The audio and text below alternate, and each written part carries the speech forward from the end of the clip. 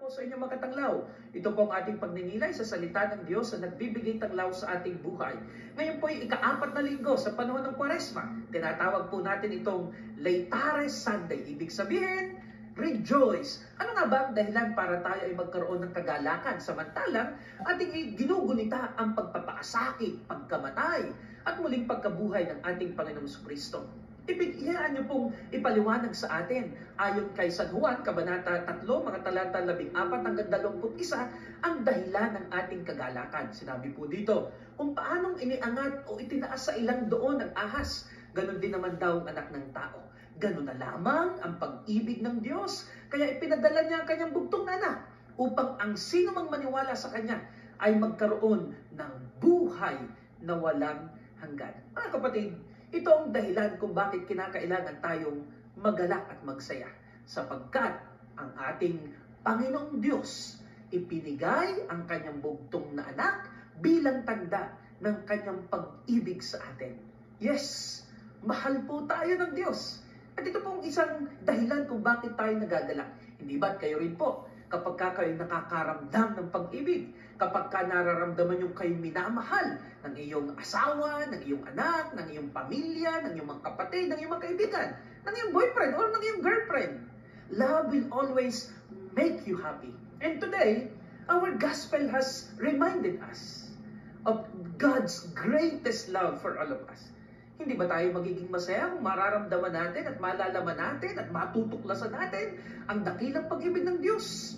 At ang dakilang pag-ibig ng Diyos na ito ay ipinakita niya sa pagbibigay niya ng kanyang bugtong na anak para sa ating lahat.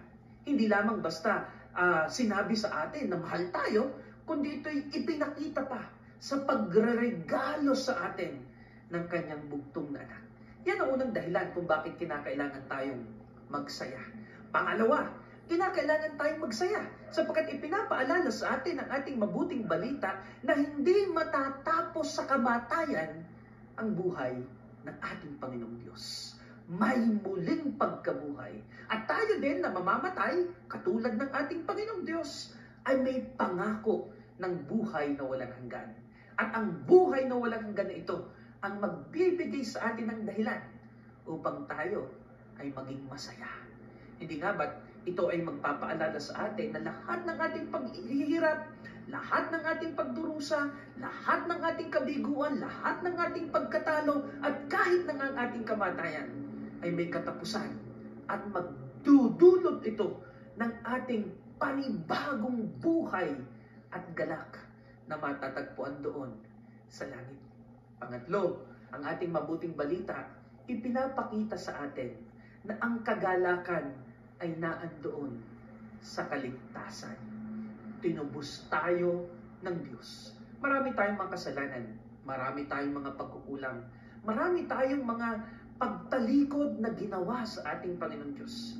Pero dito natin makikita na ang kaligtasan na ito ay sapat upang ibalik ang mga ngiti sa ating mga buhay, upang ibalik ang kaligayahan na ninakaw sa atin ng kasalanan, upang ibalik ang ligaya na dulot ng ating kaligtasan. Mga kapatid, ngayong ika-4 na linggong ito, rejoice. Bakit? Mahal tayo ng Diyos. Rejoice, sapagkat may katapusan ang lahat ng paghihirap. Rejoice, because God saved us. And that will be enough reasons for us to say that there must be joy in the hearts of the people saved by the Lord. Pagpalain po tayo ng ating Panginoon Diyos.